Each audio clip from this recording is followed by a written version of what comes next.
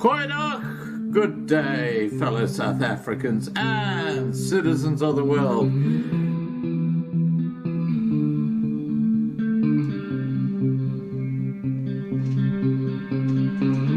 I've been looking around for salvation. I've been looking around for the truth.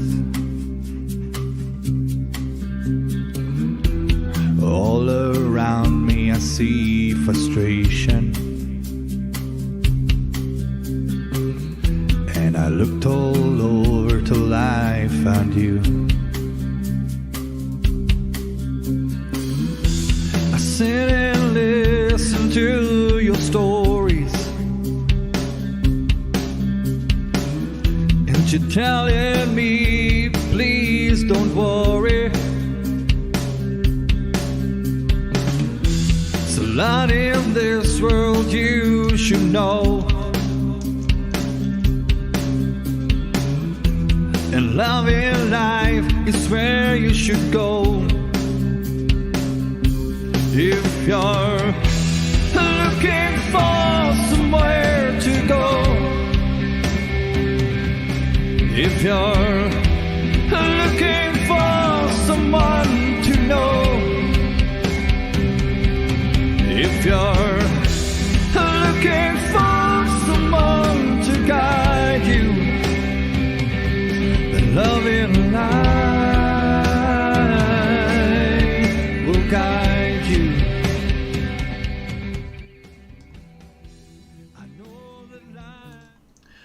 Goeienaand, good evening, fellow South Africans and citizens of the world, and welcome to tonight's live stream.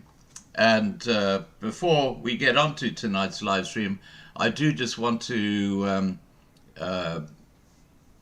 pass on the very sad news that one of our Loving Life community, Rasul Jibreel Snyman, who has been on live streams with me in the past, passed away earlier today. So please have Rasul in your prayers.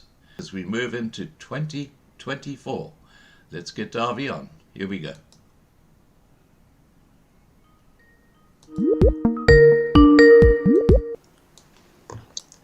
Hi, Dawie. How's it, Scott? Excellent, buddy. How are you? I am better than the country, thank you. How are you? Is that very hard? Not really. No, I've only got the top of your forehead. That's better. No. That's much better. Actually, I'm very, very well because we've just concluded a very big transaction today, so I'm very happy. Can you tell us what happened? But only between the two of us. Now, we sold a large chunk of the fishing group. We sold the fishing group, basically, the company. Wow. But that's your company. Yeah, but we kept this smallish part of it. Yeah. About 30% of the company we regained. We kept, and we kept the brand as well. So it's still the fishing group, but we sold by far the biggest chunk of the company. So yeah. Wow. Oh well, congratulations. Obviously, you're very happy with that. I'm very, very, very much so. Yes, indeed. Yeah.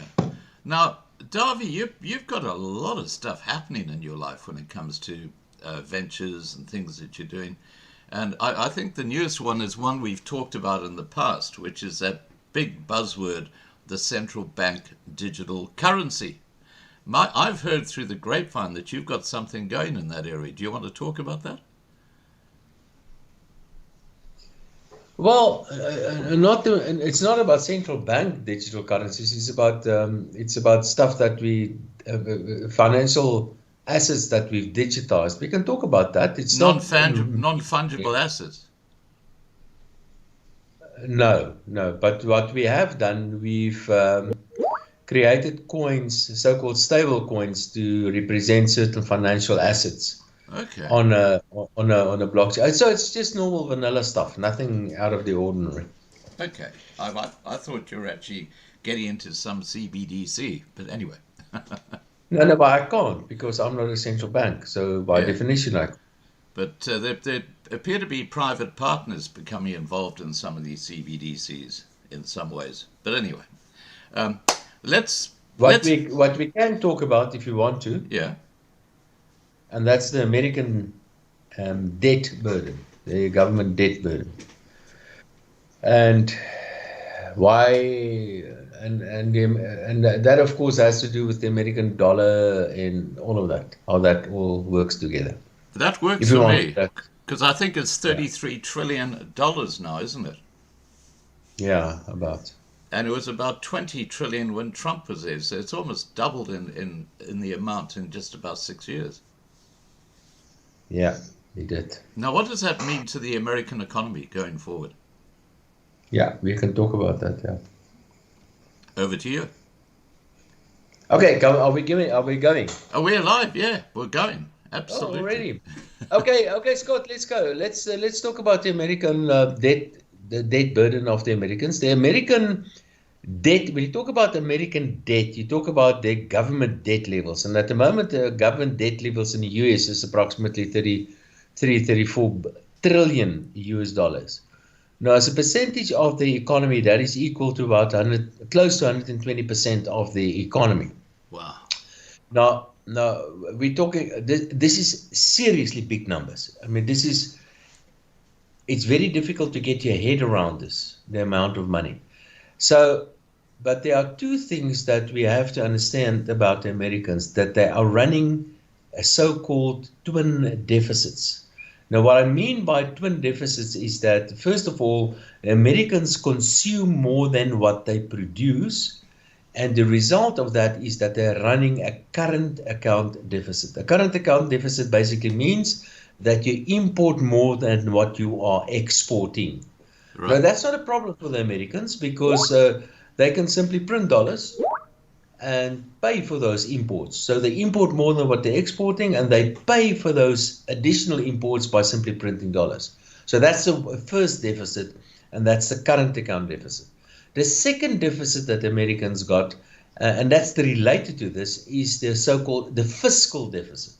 And the fiscal deficit means that their government spends much more money than what they get in by way of taxes. But again, that's not necessarily a major problem because it is related to the first deficit, the current account deficit, which simply means that foreigners, well, basically are lending money to the Americans. Now, and that really relates to the US dollar. The US dollar, as we know, is the world's most important reserve currency. Now, if we, as South Africans, for example, if we export platinum, the South African Reserve Bank will eventually end up with a lot of American dollars, and they will take these dollars and reinvest back into the United States by buying US government bonds. When they buy US government bonds, they are called treasuries, then they are funding the current account deficit of the Americans, but they are also funding the fiscal deficit of the Americans. Now, the US dollar is a very, very strong currency.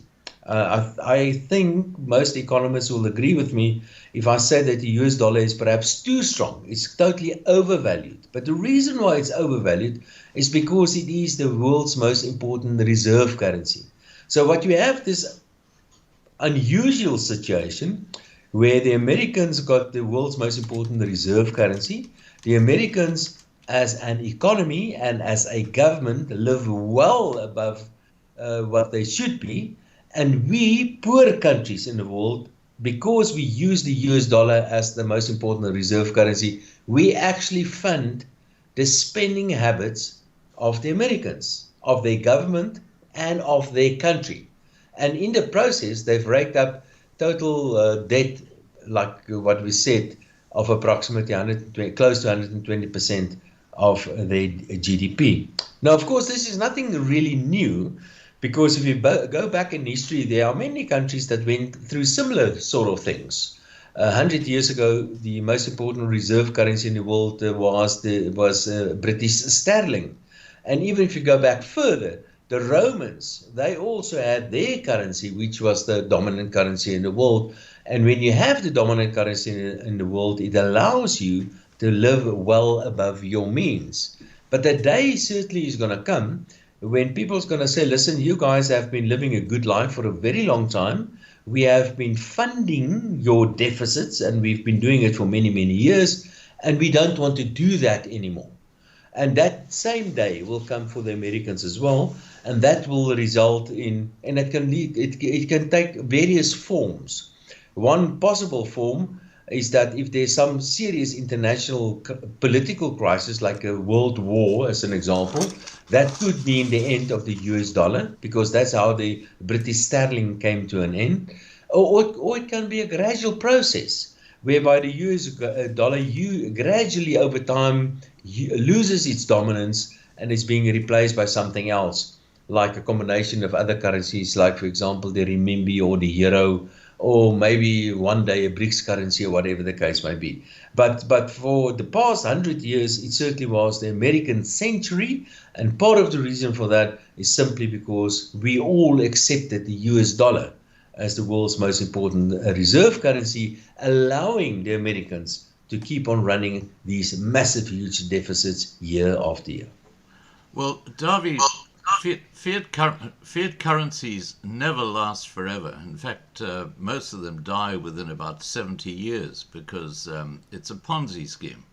And it's surprising that the US dollar has gone for 100 years. And when they're bringing out this new FedNow, central bank digital currency, to replace the US dollar, how will that impact the US if the US dollar collapses during the transition? Just first of all, your comment about fiat currency being a Ponzi scheme, I can't agree with that. Okay. Because a Ponzi scheme is something whereby you take somebody's money to pay to you take an investor's money to pay to another investor a return. No, that's not technically what a fiat money is. A fiat money is simply money that's created out of nothing, and it's based on confidence. Sounds like a Ponzi to me. Yeah, but you don't pay something you don't take somebody's money in order to pay somebody else. Yeah, I get it. But it sounds like a scam. But you can call it a scam if you want to, but you can't call it a Ponzi because it's not a Ponzi. But it is money created out of nothing. But there is value in it, and the value in it, it's supposed to be in fiat currencies, is that people value it because they think somebody else will take it from you. So if I give you a $10 note, for example, I am pretty sure you will take it from me, and you will take that as a form of payment for whatever I buy from you. And the reason why you will accept that as payment is because you think somebody else will accept it as well. Yeah. And that in itself gives it value. So yes, so it's not a Ponzi scheme. It is created, but you can argue it's created out of nothing, and you can argue it's a scam, but it's not a Ponzi scheme. Right. Your second point is that when it comes to an end, and I think your question is how is it going to come to an end? What's the result going to be on the Americans? Well, typically something like this will come to an end in the form of very high levels of inflation. And we can talk about South Africa, because I think South Africa is going to experience very high levels of inflation long before the Americans, also because of mismanagement of finances in South Africa. But typically what would happen is that people will say, listen, we don't want dollars anymore. And the Americans, they still need to pay their bills in dollars, and they will start printing even more and more dollars, and that will erode the value of the US dollar, and that means an increase in inflation. So something like this typically will result in higher levels of inflation. But it really depends on where you are, who you are in the US context. Because if you owe a lot of money, that's a good thing, because inflation erodes the value of money, but inflation also erodes the value of debt. So if you're an American in a very high inflationary environment, and you owe a lot of money, then inflation will simply erode your debt away. But if you have savings, it means that your savings will also be eroded, and you will find out all of a sudden that you will become much poorer because the savings in the bank account is worth so much less. Or overall, very high levels of inflation is seriously bad for an economy. It leads to much weaker economic growth, and basically what you do, you steal money from the savers and you give it to the debtors. And the biggest debtor in the United States, and also in South Africa, by the way, is the state, is the government of the United States. And they, of course, will gain most of this. But typically, when a currency comes to an end, it usually comes to an end in the form of very high levels of inflation. We saw that in the case of sterling as well. And we saw that in many other currencies previously. The German mark is a very good example, and other currencies. Recently, we saw that in the Zimbabwean dollar as an example. They come to an end, and the end is usually very high levels of inflation and massive disruption to economic activity, and usually very weak economic growth, an increase in unemployment and poverty and that sort of things. And quite often, countries or currencies come to an end with the countries coming to an end as well. And again, if you go back to the Romans, that is what basically happened to the Romans. They also lived well above their means, and in the end, the currency and the country came to an end as well. And in a way, that is also what happened to the Brits. They had a huge global empire. It was by far the biggest empire the world has ever seen. And today, Britain is only a small group of islands.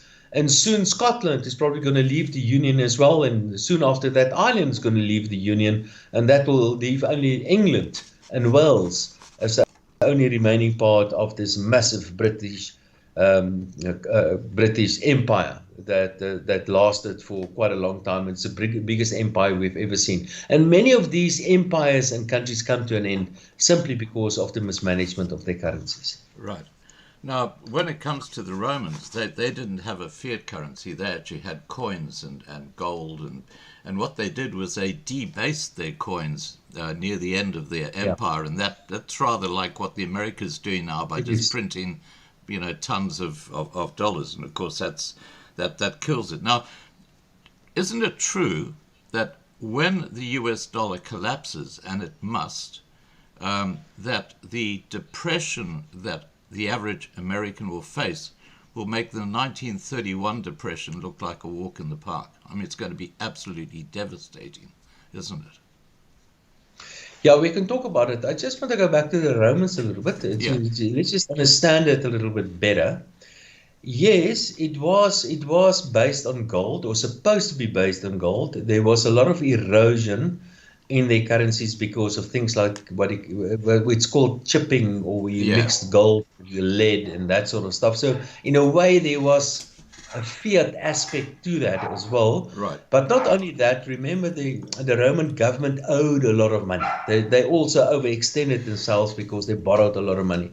So there are similarities. It's not fiat currency the way that we understand fiat currency today, but there are certain similarities as well. Yeah. So if you go to the US dollar, if the US dollar comes to an end today, it will lead to what you said, the mother of all recessions, or the mother of all depressions. Yeah. It could be if it ends in a bang, if it ends in some sort of overnight crisis, and that's not impossible to happen. But my suspicion is that this is something that's going to sort of fizz out over time. And it's probably going to take the form of another country countries gradually increasing in their economic size and gradually taking over from the United States as the world's most important country or economy. And gradually over time, their currencies will become the dominant currencies in the world. But there's another aspect to this, and that is that you like to talk about central bank digital currencies, and I like to talk about that as well. And not only central bank digital currencies, even private sector digital currencies. And I think that is going to play a more important role over time. And I will not be surprised that in future, there will be very important private sector digital currencies, which will not necessarily be linked directly to a specific country or to a specific economy. Like to a large extent, how the US dollar is actually linked to the US economy itself. Not only that, but there's certainly a link between the US economy and the US dollar itself. So the comment you made that this is going to lead to the mother of all depressions, it's certainly going to be disruptive, depending on what kind of form this transition is going to take. But it's not necessarily going to lead to an economy falling off the cliff.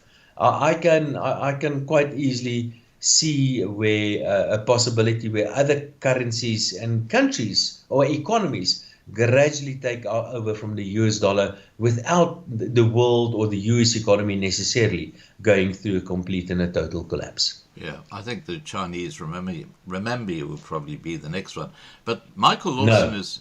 Can I interrupt you on that one? Can we get to? It's Okay, yeah, go ahead. yeah. The reason why I don't think it could be one day, it could be the Chinese renminbi, but for now, it's certainly not going to be the Chinese renminbi.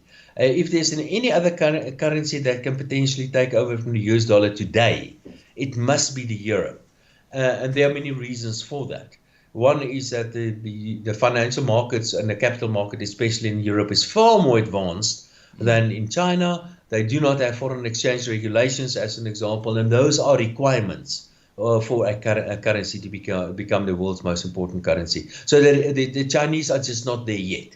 The Europeans are far ahead, and the Europeans are far behind the Americans. Because they have a fragmented capital market to a large extent. They're trying to unify that, but it's pretty much fragmented, while in the case of the United States, they have by far the biggest capital market and the most liquid capital market in the world. Right. Okay, well, that foreign exchange comment will give us a lead into South Africa very shortly, but not yet, because there are a couple of things I want to cover first.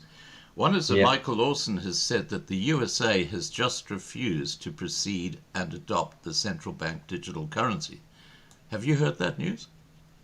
Yes, many countries decided not to adopt a central bank digital currency. The most recent one, I think, was the Europeans that decided not. I'm not exactly sure about this, but there are a couple of central banks that decided not to adopt the central bank digital currency. And the arguing, the reasons why they do not want to adopt a central bank digital currency yet is because why? Why do you want to adopt a central bank digital currency? Because the financial system works quite well. People are happy to use electronic money or actual physical cash for their transactions. So the payment systems work quite well. People can save in the various currencies as it is. The central banks reckon on the various collectors of revenue, taxmen in the various countries, they think they've got in more than enough information to collect all the necessary taxes, to enforce tax collections.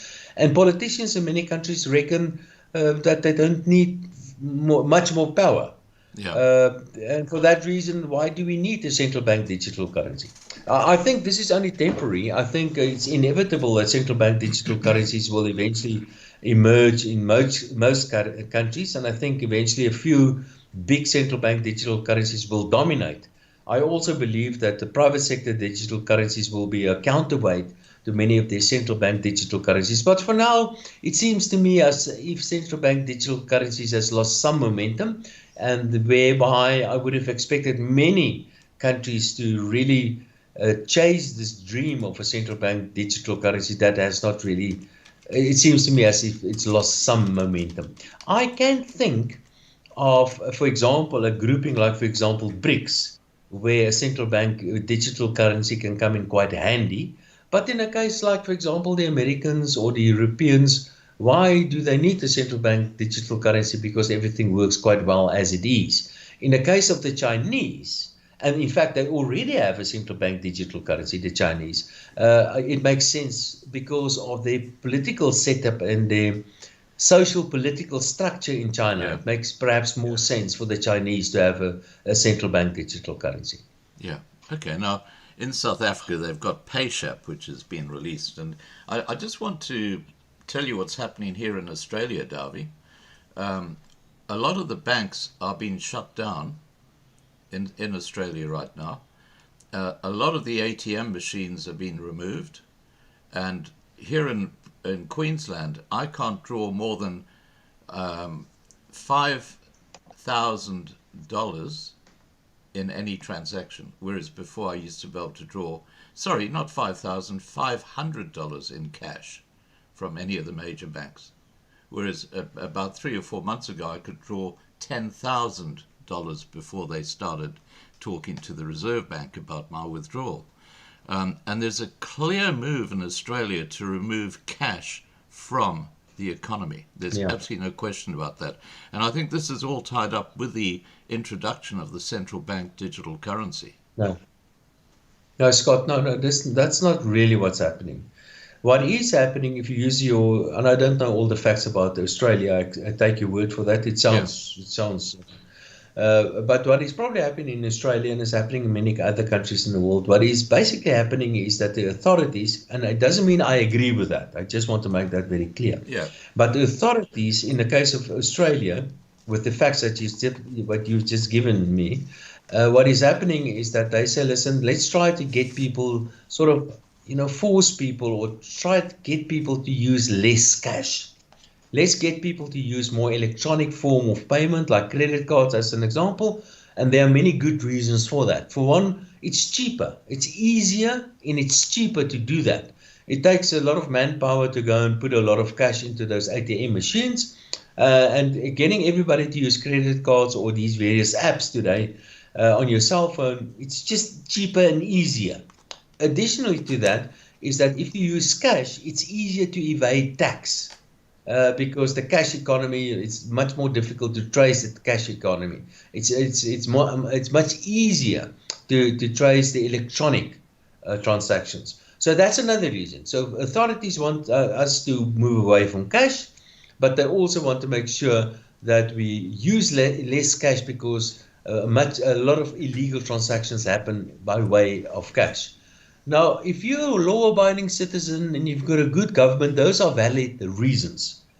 Me, as a bit of an anarchist, I don't like especially the second part of the reason, or the second reason there, because I don't think politicians need to know everything. I think politicians take too much taxes out of my pocket in any event. Absolutely. So I don't want them to know what I'm doing. It's my business, absolutely. Yeah.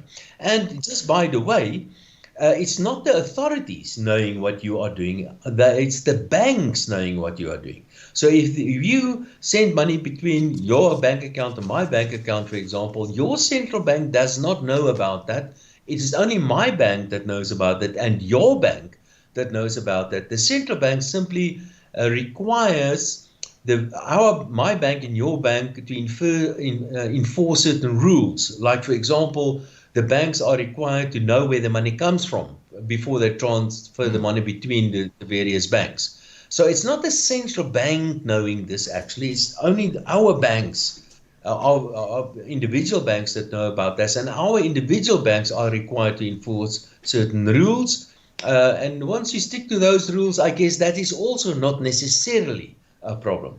The problem becomes a problem when the central bank says, listen, but I want to get all this information and I want to make sure that Scott doesn't send me money because I vote for a certain political party. When there's a political angle to this whole thing, then it can potentially become more dangerous. But authorities trying to sort of move us into the direction of making more use of electronic money and less of cash money, for example, it's not necessarily, I don't think you should necessarily read anything untoward into that. I think it's just normal progression of the way that we do finance. Yeah. Now look, there's an interesting development in America, which I read about just yesterday. And Costco is, it's basically got branches all over America, and they actually sell silver and gold bullion. The 1 ounce gold coins and the 1 ounce silver coins. And they call it the Costco measure. And what they've found in America is that there's a huge demand right now for silver and gold. And Costco, before they even actually open the doors, the gold that they had has been bought. Someone's actually placed orders on the internet and bang, it's gone. And, they're saying that the demand right now for physical silver and physical gold is huge. Now, we've talked about this in previous live streams.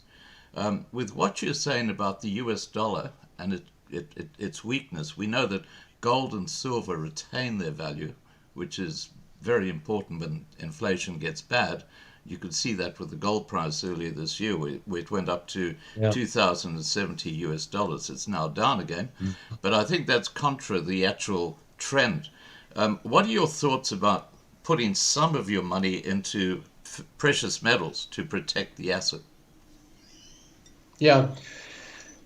The short answer is probably no. And the reason why is because there are a couple of reasons why you would want to buy gold. One very important reason why you would want to buy gold is if there's very high levels of US inflation. If the US inflation runs at 10% or 20% or high levels of US inflation, then gold is an excellent hedge against inflation. So that's one reason why you would want to buy gold or precious metals. Another reason why you would want to buy precious metals is because you want to flee somewhere. It makes sense for somebody in a dangerous country to put your money into gold, because one day you can jump on a plane, you can fly out, and you've got your gold with you. That's another valid reason why you want to have gold. Another valid reason is because you have some sort of emotional attachment to gold. I guess that could be a valid reason as well. And I always tell my students, and the fourth reason why you want to have gold is because you want to seduce women. That's also a valid reason why you want to have gold. But apart from that, gold does not give you any return. Gold may maintain its value in real terms over time. In other words, it rises with the rate of inflation, or it protects you from the effect of inflation. But gold or precious metals, physical gold or precious metals, do not give you any kind of return. Unlike US dollars, maybe you don't like the US dollar or you don't like fiat currencies because they are eventually going to disappear. And I agree with you, eventually all fiat currencies come to an end, but at least in the meantime they give you some sort of return. In the case of the United States, you can get probably about 3, 4, 5% if you put cash money away. In the case of South Africa, you can get 8, 9% if you put cash money with the bank. And it's perhaps not great, but at least it's a little bit more than inflation at the moment. So you can hedge yourself against inflation by simply putting money in the form of cash. So it's perhaps better to put your money in rands or in fiat currency, and it will be even better if you put your money in dollars or in rands or whatever the case might be, and use those rands and dollars to buy equities on the various equity exchanges globally. And you will do even better than putting money in gold and putting a gold bar into your safe and running the risk that somebody's going to break open your safe and steal it.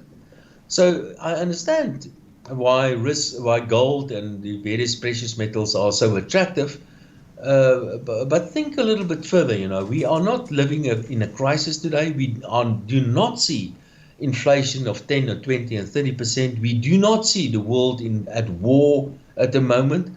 Those sort of things you need those kind of things before gold becomes more attractive than the alternative. And the alternative is typically fiat currencies that can be invested in other things. Yeah. I guess my concern is that the fiat currencies are going to collapse, and when that happens, you've lost everything.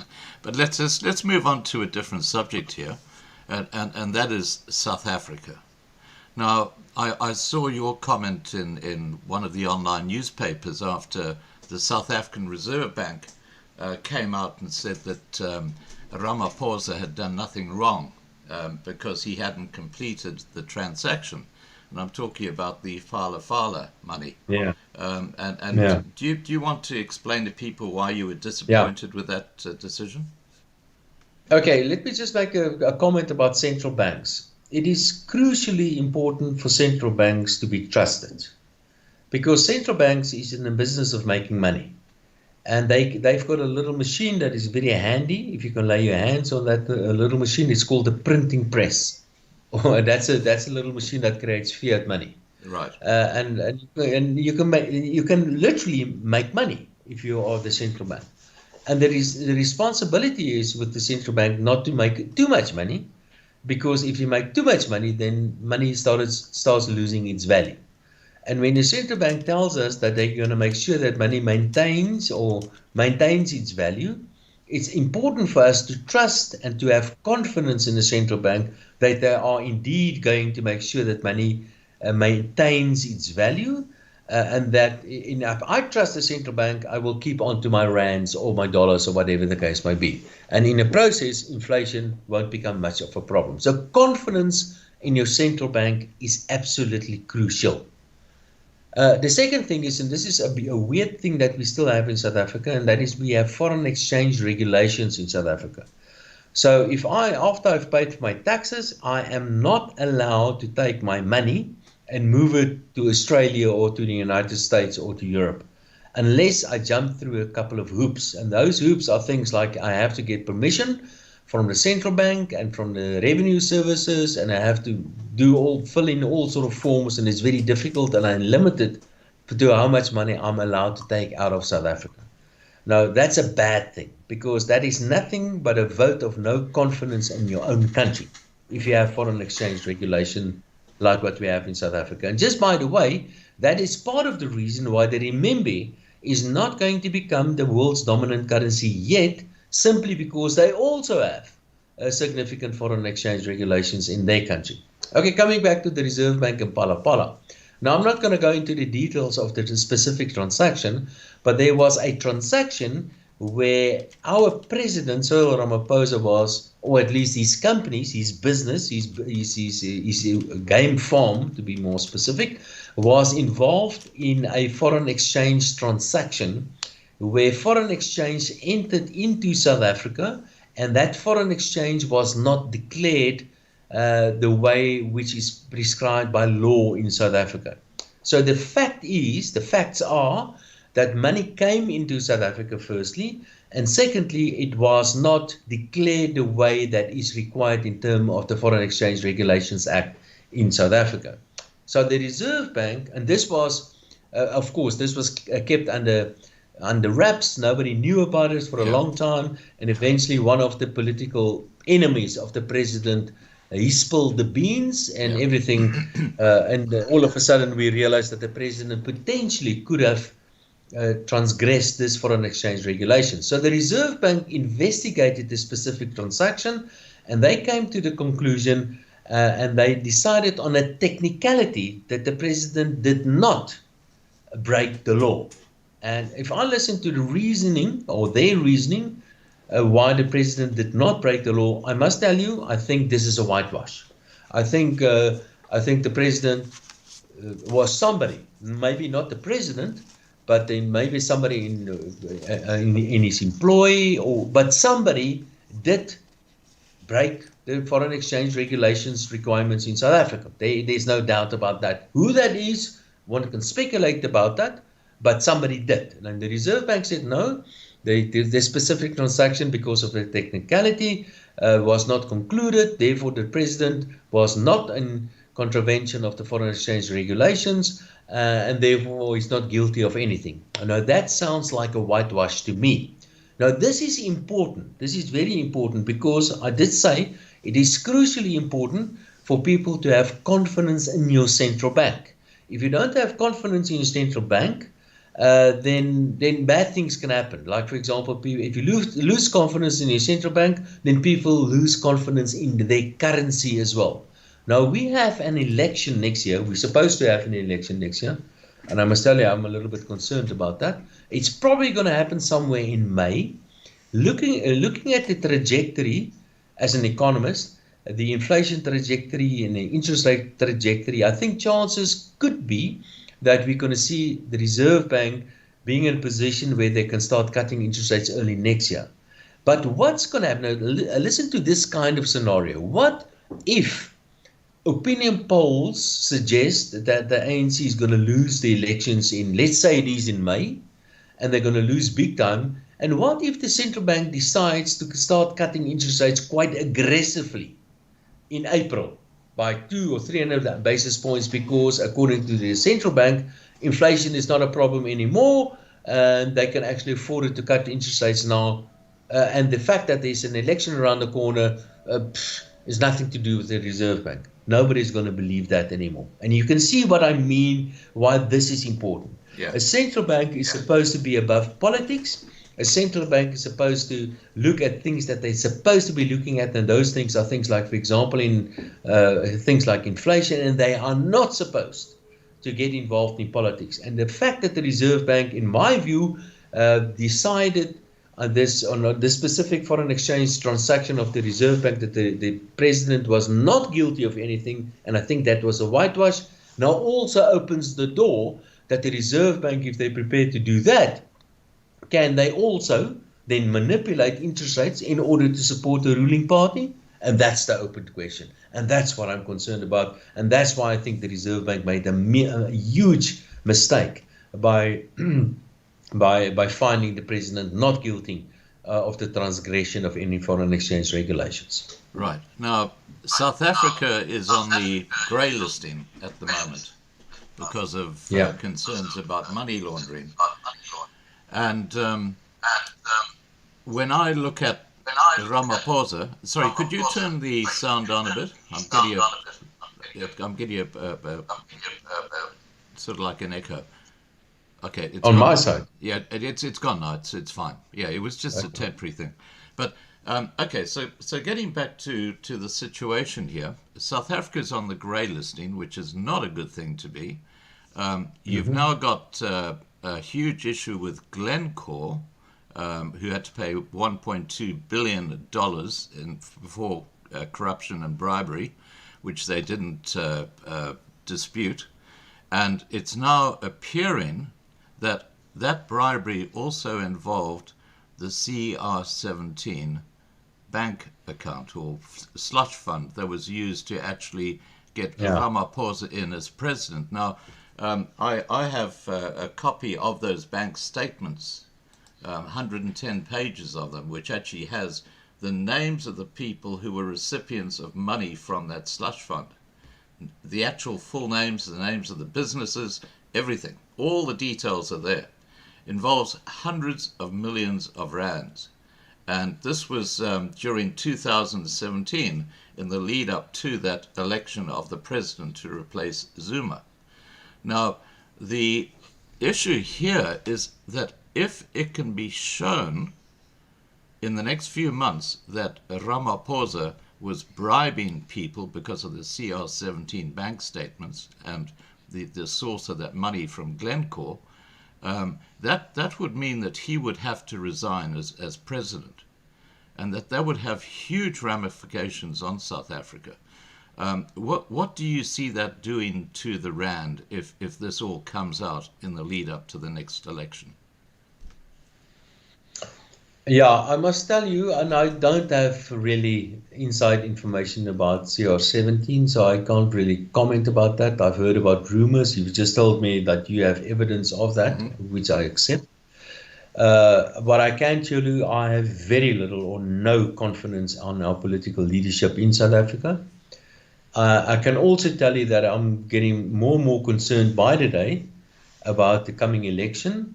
For example, the ANC government supported basically the elections or Mnangagwa in ZANU-PF in Zimbabwe just now. And if that's the way that they see democracy, then I'm really getting concerned about South Africa. I think it's not going to be impossible that we're not going to have elections next year for technicalities. We've made some changes to our electoral act in South Africa, allowing individuals to stand as well. And it's not inconceivable that the ANC can use all sort of technical arguments why the election should be postponed for a year or two until legislation has been put into place.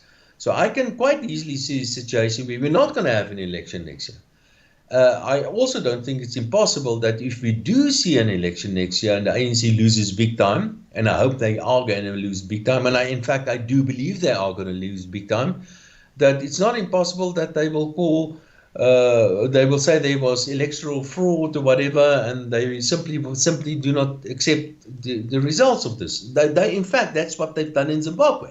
Yeah. So they supported Mnangagwa in Zimbabwe, and why not do exactly the same in South Africa? So I am getting a little bit uneasy about next year's election. Of course, the Independent Electoral Commission in South Africa, so far I think they have been doing an excellent job. Let's hope they will continue to do a good job, and let's hope that democracy prevails in South Africa and all the opposition parties stand together and make sure, and the press, you guys, that's your job, to make sure that we have a free and fair election in South Africa. But I see signs of the ANC not necessarily this democratic organization that they started out to be 30 years ago. There's another angle to this as well. Let's assume that the ANC accepts whatever the outcome of the election is going to be, and I think chances are quite good that they're going to get, I think the most likely scenario is for them to get round about 50% or just below 50%, somewhere there, which is not a major problem because they will be able to form a coalition with some of the smaller political parties. But in some provinces, like in Gauteng and KZN, KwaZulu-Natal, chances are very good that they will get 50% or well below 50%, and there the ANC could actually lose power. Will they accept that, and will the transition to whatever comes next is going to be a bumpy ride? It's going to lead to a lot of uncertainty, and another 5 years of ANC government on national level is going to be another wasted 5 years, like what we've experienced most of the past 30 years or so. Then there's another angle that I recently thought of, and that is the worse the ANC does in the elections. If the ANC gets, say, 40% in the elections, or so let's call it 45, between 40 and 45%, the worse they do, the better the chance that they will recall the president, Cyril Ramaphosa. Now, you did mention that there are some allegations that he was involved in bribery and all that. But I can tell you, his second in command, Paul Mashatile, is also a guy that we as South Africans must be very, very concerned about. Yeah, no. And then there's another guy with the name Fikile Mbalula, which he's not an intellectual giant, to put it nicely. No, those are the potential guys that can become the senior leadership of government in South Africa. And Fikile Mbalula, for instance, he recently commented that he would like to see the mandate of the South African Reserve Bank expanded to include things like job creation and economic growth. Now, that is double speak for a politician saying that he wants lower interest rates and high inflation.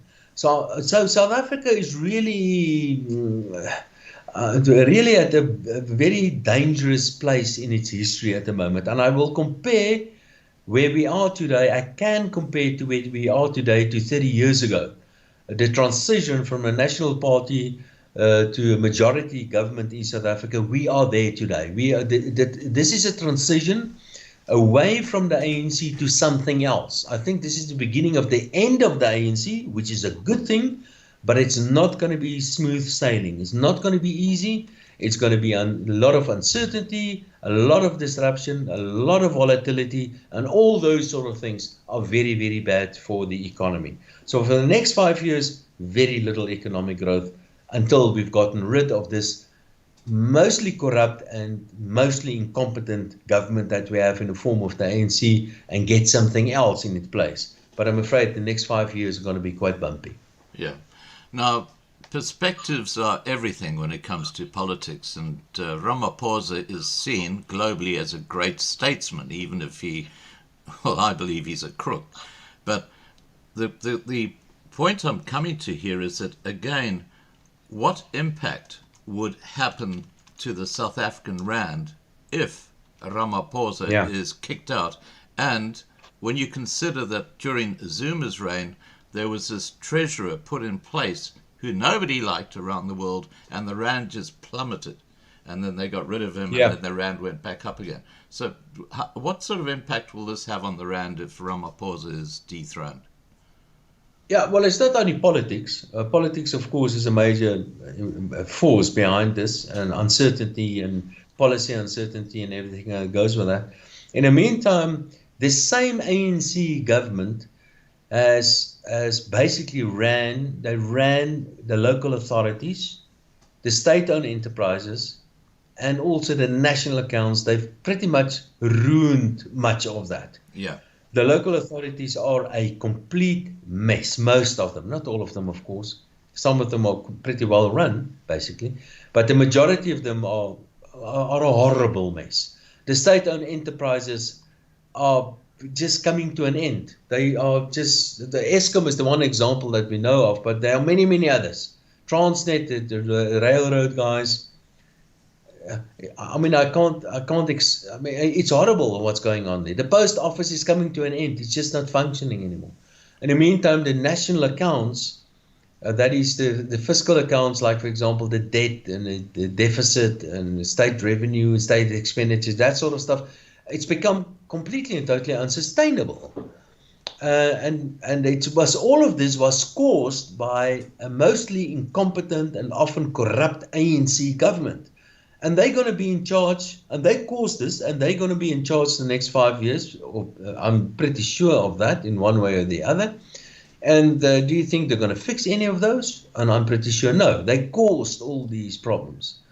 And so it's a combination of political uncertainty, volatility, a transition to a new government, and at the same time, we have the local authorities that's collapsing, the state-owned enterprises, the national accounts, also collapsing, all of those sort of things, on top of this political instability.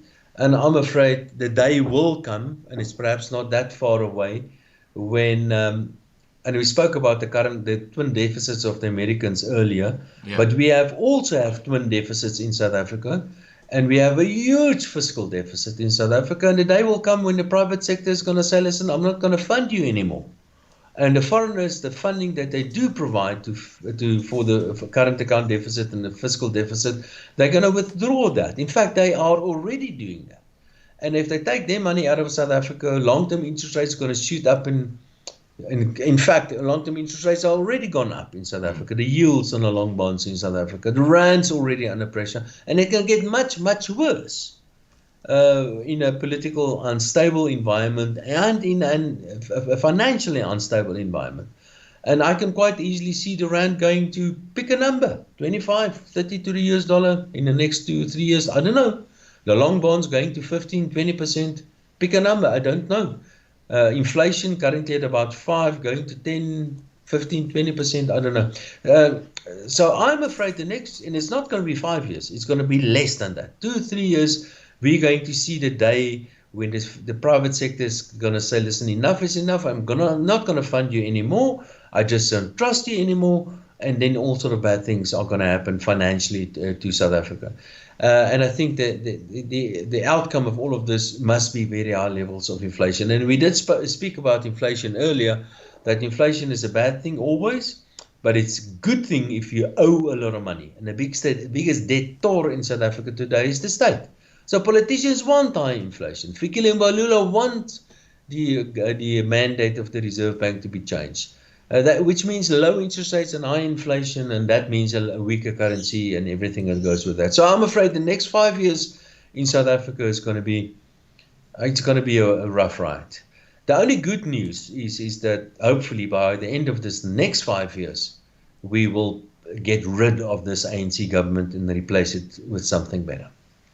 Well, I just hope the ANC don't go in a coalition with Julius Malema. That would be a disaster. That is, so I think the next 5 years is going to be bad, or it's going to be between bad or worse.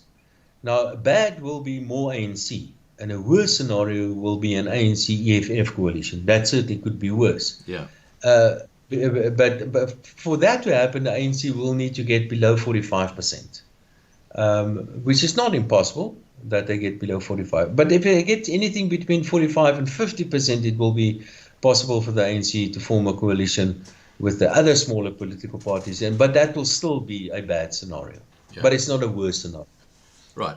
Now, when it comes again to Ramaphosa being forced out of his seat or his position, just that alone, I mean, that's going to have an impact on the rand, isn't it? Just if we just keep that Yes, I would say so, yes. yeah, Yeah, okay, yeah. No, no, certainly in any major political change usually impacts on the right, financial markets. So if Ramaphosa tomorrow morning resigns, for example, yeah, I think chances are quite good that Rand's going to take a significant knock. But within a week or two, depending who's going to take over from him and depending on how things pan out, the rand can come back again. But yes, political uncertainty, especially in a country that is financially quite vulnerable, like what we are in South Africa. yeah. Major political changes usually will have a huge impact on things like exchange rate of the currency. Now, I read that 500 millionaires left South Africa in the last 12 months. That's a huge drain on the tax revenue, isn't it? Yeah. Yeah, that's not all. That's one reason why tax revenue is under pressure today in South Africa is because the taxpayers are leaving. Another reason has to do with the fact that the economy is hardly growing because of a lack of electricity and some other reasons. And another reason has to do with the commodity cycle. South Africa still is a major producer of many important commodities like gold, still platinum, coal. Yeah, And so those prices came down quite a lot the past year. And so that is negative for the economy, but negative for the fiscus as well. And remember, even the stuff, if you can get the stuff out of the ground, you can't really get it to the harbor or to the harbors because the trains are not running anymore because of Transnet that has been mismanaged and destroyed by the ANC government. And even if you can get it to the harbors, then you can't get it out of the harbors because the harbors are not functioning because of what the politicians have done to the harbors. There are some changes there. Some of the harbors are being concessioned out. Some of the train tracks are being concessioned out to the private sector as well. So hopefully we can see some improvements there. But the fiscus is under tremendous pressure because of low commodity prices and dysfunctional infrastructure that makes it difficult to export stuff in the country. yeah. Dawie, I want to thank you so much for joining us tonight. We've been going for nearly an hour, and I know you've got a long evening ahead. There's just one final question I must put to you, and I'd love your views on this, and that is this NHI that they're pushing for. That's going to have a huge detrimental effect on the revenue of the government, isn't it? Yeah, the NHI, National Health Insurance. But what it means basically is that the idea behind this is that the state will be the sole provider of medical services, or will contract out the provision of medical services to certain individuals, to doctors, as an example. And it will be free at the point of where you receive your medical service. And it will be funded by channeling the existing medical fund contributions to one giant pot, and the current medical expenses of the Minister of the Health Services in South Africa will be going into this pot as well. So basically what happens is that the health services in South Africa will be nationalized. That's what's going to happen. Now, Scott, don't worry about this. This is not going to happen for various reasons. One reason is that there just isn't money, because this is going to be far more expensive than what we have today. So this is not going to happen. But more importantly, we have a hugely incompetent government in South Africa. And the good thing about having an incompetent government is that they also cannot implement a bad idea. They are not going to implement this idea because they simply can't. They simply do not have the capacity to do it. Right. Dawie, thank you so much. And I just want to say in closing that subject that it's sad that there's such a huge exodus of doctors as a result of this NHI rubbish. But, the ANC are famous for shooting themselves in the foot. Now, Dawie, just a final comment from you. Anything you'd like to say regarding 2024 and South Africa? Yeah, 2024 is going to be a very important year for South Africa. I'm following the economic numbers, and I'm also following the fiscal numbers very, very closely. The Minister of Finance will deliver his medium-term budget policy statement in November, the beginning of November. Let's see what's going to come out from there. But in February, there will be the budget, and that will be just before the election, which is probably going to be somewhere in May. That's going to be a crucial budget to the Minister of Finance. Then we have the elections for next year, and we've spoken about that. I think that's going to lead to potential instability in South Africa. Yeah. So next year is going to be a dangerous year for South Africa. I am quite concerned about next year. And what I do in my business, I'm an asset manager. I assist people with managing their money for them, and I assist people with structures locally and internationally. And my advice to people is to stay in South Africa. It's a nice place. We've got good meat, and good wine, good brandy, and wonderful sunshine in South Africa. But make sure that a substantial portion of your assets are invested abroad. So stay here, but make sure your money is out of the country. Right. Okay. Dawie, thank you so much. Have a great evening and congratulations. Thank you, Scott. Thank you, and good evening to you. Okay. Take care. Bye for now. Bye. All right, guys. That was Dawie Roodt, and it's always a pleasure having Dawie on. And I actually had the pleasure of meeting Dawie in March this year when I was in South Africa. Went to his home, and yeah, lovely guy. All right. Now, don't forget, every night, 8 p.m. Johannesburg time, we have a live stream, and we'll be having one obviously tomorrow night, and then Thursday night and Friday night, but we do have weekends off. This old fart needs a break sometimes. Right, now I'm going to go out with, let me see, I think we'll go out with Op Ons Rots tonight, and mods, thank you guys for the great work that you do in the side chat. Have a great evening, everybody, and if I don't see you tomorrow night, I'll see you through the window. Bye for now.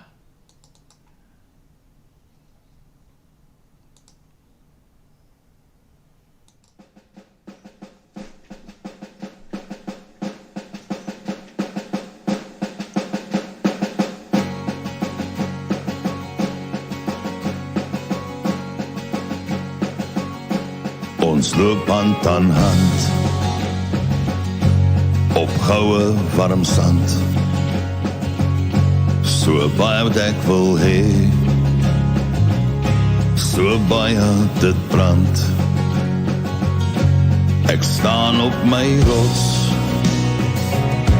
met golwe wat bots. Ons het geen vrees, want hy is in beheer. Ons sien al die planne van goddeloze manne. Ons weet hulle gaan nie wen nie. Dis geskryf soos 'n duif. Ons sal wen, aanhou glo, want hy is in beheer.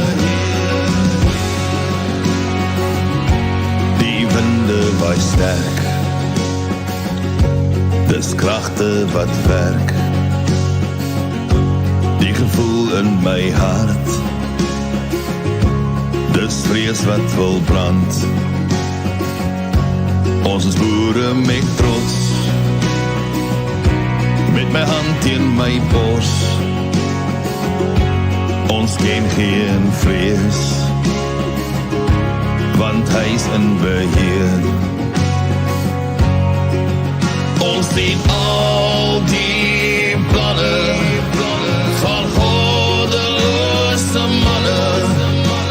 Ons weet hulle gaan nie wen nie. Dis geskryf soos 'n duif. Ons sal wen, aanhou glo, want hy is in beheer. Ons sien wat gebeur, die leuen sal ons nie steen. Kom staan nog 'n keer, ek is stil, want ek weet, hy is in beheer. Ons sien al die planne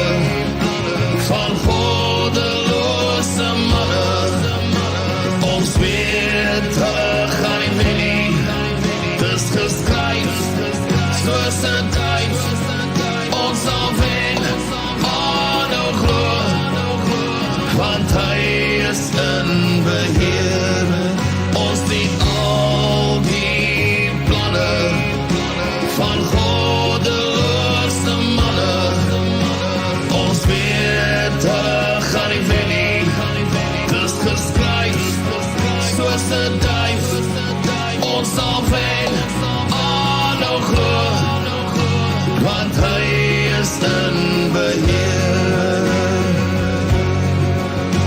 Ja, hy is in beheer.